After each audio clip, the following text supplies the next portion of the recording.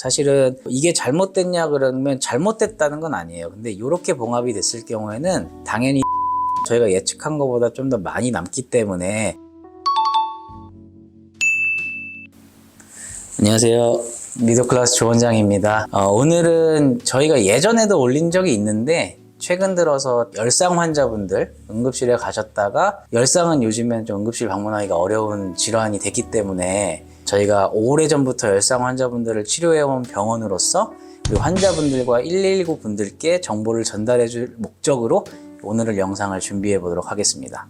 목차로는 얼굴 열상으로 대학병원을 가야 되냐, 그리고 봉합의 골든타임, 응급처치 방법, 흉터관리법, 이런 식으로 해서 제가 한번 알려드려 보도록 할게요. 이제 대학병원 응급실입니다. 이제 다치시면 솔직히 정신 없으실 텐데, 예를 들어서 교통사고든 어떤 큰 사고로 인해서 다치셔서 간 경우에는 당연히 응급실에서 처리를 해 주시겠지만, 예를 들어서 주차장에서 차 문을 못 보고 트렁크에 찍혔다, 혹은 안경을 썼는데 부딪혀서 안경에게서 찢어졌다, 이런 식으로 이제 단순 열상으로 발생했을 경우에는 사실 응급실 가시면 아마 홀대당하기가 쉬울 걸로 예상이 됩니다. 예전에 제가 이제 조 원장이 전공의 하던 시절에는 그래도 응급실에 가면 성형외과 전공의한테 연락이 가서 1년 차든 2년 차든 3년 차든 내려와서 이제 꼬매주는 그런 시절이 있었는데, 그때도 생각해보면 응급실에서 단순 열상 환자분들이 우선순위가 높았냐?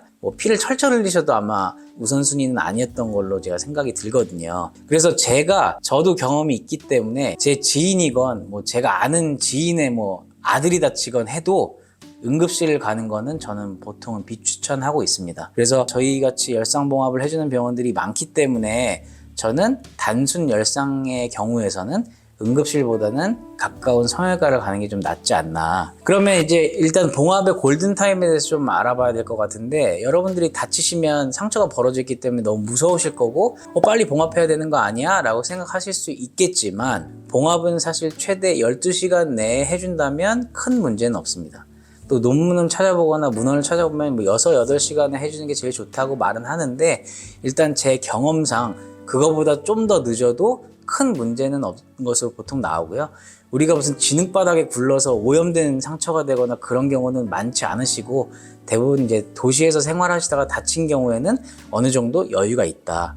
다른 데 가셔서 일단 응급처치로 봉합을 간단하게 하셨더라도, 해외에서 봉합을 하고 오셔도 저희가 봉합사 제거 전에는 언제든지 재봉합이 가능하기 때문에 병원을 찾아주시는 것을 추천을 드리고, 또한 밤에 다치셨어요.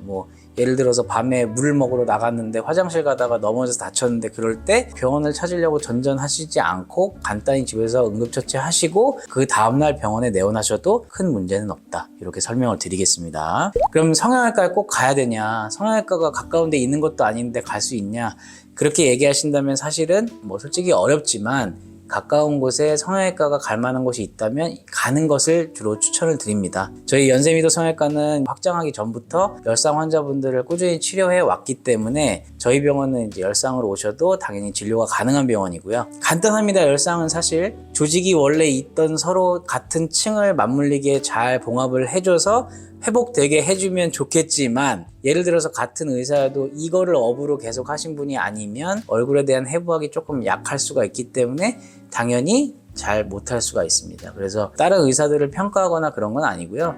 당연히 저희는 이런 쪽으로 특화되게 수련을 받았기 때문에 조직들과 서로 피부의 결과 이런 것들을 얼굴에 어느 정도 맞출 수 있기 때문에 당연히 가실 수 있다면 성형외과를 가시는 게 좋고요. 응급실에서 전공의가 꼬매는 것보다 오히려 저희가 이제 전문이기 때문에 저희가 좀 더 실력은 낮다고 할 수 있겠습니다. 그런데 이제 저희가 왜 또 성형외과를 가라고 말씀을 드리냐면, 아마 어떤 환자분들께서는 피부과 가셔서 이런 경험도 있으실 거예요. 피부가 다쳤으니까 피부과에서 하는 거 아니야? 아니죠. 대부분은 다 흉터 성형까지 나중에 고려를 해야 되기 때문에 흉터의 관리 측면에서도 성형외과 오시는 게 맞습니다. 그래서 봉합이 끝이 아니다.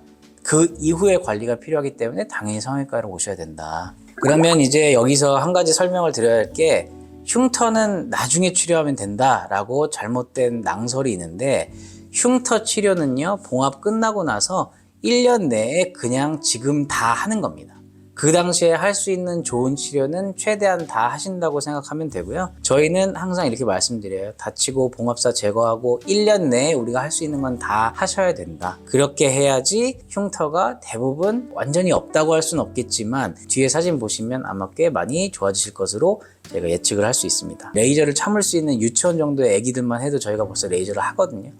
애들은 나중에 흉터 치료하면 돼. 절대 그렇게 생각하시면 안 되고 병원에서 성형외과에서 하라는 대로 하시면 되고, 혹여 다른 병원에서 성형외과가 아닌 분들에게 봉합을 하셨더라도 봉합사가 제거되셔서 오셔서 상의하셔가지고 흉터 치료에 대한 스케줄을 따로 잡으시면 되니까 봉합했으니까 끝난 거 아니에요? 그렇게 생각하시면 나중에 1년 지나서 성숙 흉터가 돼서 후회하십니다. 그래서 그거는 염두에 두시고요. 열상 봉합이 좋지 못한 케이스를 제가 사진을 참고해서 보여드릴게요. 사실은 이게 잘못됐냐 그러면 잘못됐다는 건 아니에요. 근데 이렇게 봉합이 됐을 경우에는 당연히 흉터가 저희가 예측한 것보다 좀 더 많이 남기 때문에 그냥 저희가 이런 케이스가 있었다라고 하는 걸 보여드리는 거고, 해외에서 특히나 봉합하시는 경우는 일단 잘 봉합은 하신 거예요. 어쩔 수 없이 이제 뭐 해외에서 오셔야 되니까 봉합은 하셨겠죠. 근데 이제 그대로 두지 마시고 조금 이런 식의 좀 굵은 스티치를 사용해서 얼굴을 봉합했다면 좀 다시 재봉합하는 게 좋으니까 저희 병원에 가깝다면 저희 병원 와주시면 저희가 자세하게 치료를 해드리겠습니다. 그래서 저희 병원에서 치료한 12살 남자 어린이 케이스를 보시면 지금 눈썹 부위가 찢어졌고요. 이게 자칫하면은 눈썹이 안 날 수도 있고, 그 다음에 흉터 부위가 어긋나면 눈썹 위치가 삐뚤어서 보일 수도 있거든요.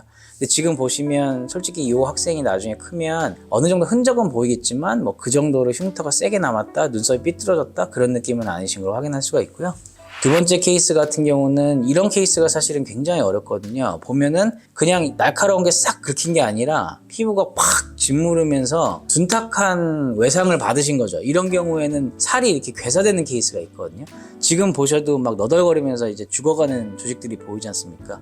이런 거 다 살려서 저희가 봉합을 해서 지금 이마 보시면 약간의 흉터는 보이지만 다쳤을 때의 모양만큼 흉터가 남느냐, 그러지 않기 때문에 이런 케이스에서는 나중에 보톡스라든지 필러라든지 이런 시술만 조금만 병행해 주셔도 훨씬 주름만큼 이제 해결하기가 쉽게 남을 수가 있다. 이런 사진 보여드렸고요.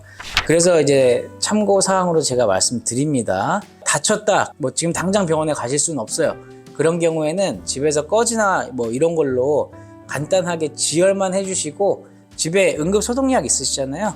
그걸로 조금 이제 처치하셔서 오시면 될 것 같고요. 협조가 어려운 우리 유치원 이하 어린아이는 솔직히 불가능합니다. 그래서 잡고 꼬맬 수는 없으세요. 우리 부모님들이 아무리 힘이 좋으시다고 하더라도 애가 막 소리 지르고 우는데 그거 잡고 꼬맬 수는 없기 때문에 그거는 참고해 주시고, 저희 2명 원장이 있는데 모두 수술 중에는 대기하실 수가 있다. 그래서 저희 우리 직원들이 언제 오실 수 있으시면 그때 오시면 제가 반드시 치료해 드립니다 이렇게 안내를 드리니까 조금 기다려 주시면 저희가 최선을 다해 봉합해 드릴 수가 있습니다. 그리고 저희가 병원에서 안내를 드릴 때 당연히 국가 보험으로 봉합은 비용이 처리가 되실 거고요. 그 외에 저희가 이제 논문이나 발표된 교과서에 사용되는 그런 주사제 중에 이런 거는 하면 재생에 좋고 염증을 예방할 수 있다, 이런 제품들은 저희가 국가에서는 보험으로 처리는 안 되지만 비급여로 사용할 수 있게 허가가 돼 있기 때문에 그런 치료를 저희한테 동의를 해주시면 저희가 최선을 다해서 치료가 가능합니다. 그래서 어떤 상처에는 어떤 치료를 위해서 이런 주사를 쓰고, 상처가 많이 까졌을 때는 저희가 뭐 어떤 줄기세포 치료제 같은 걸 써서 최대한 흉터가 안 남게 한다, 그런 것들은 각각 목적에 맞게 설명드리니까 그런 것들도 동의해 주시고 이해해 주시면 훨씬 더 좋은 결과를 낼 수가 있겠습니다. 그래서 일단은 흉터는 저희가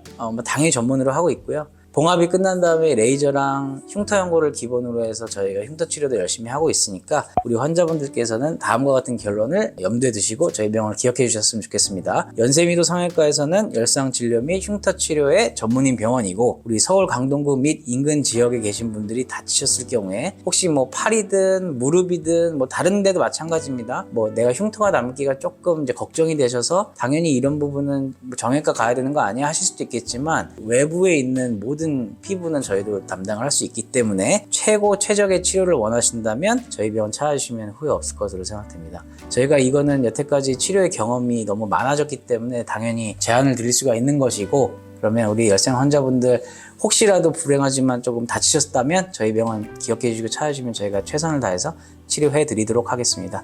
그럼 여기까지 안내 드리겠습니다. 감사합니다.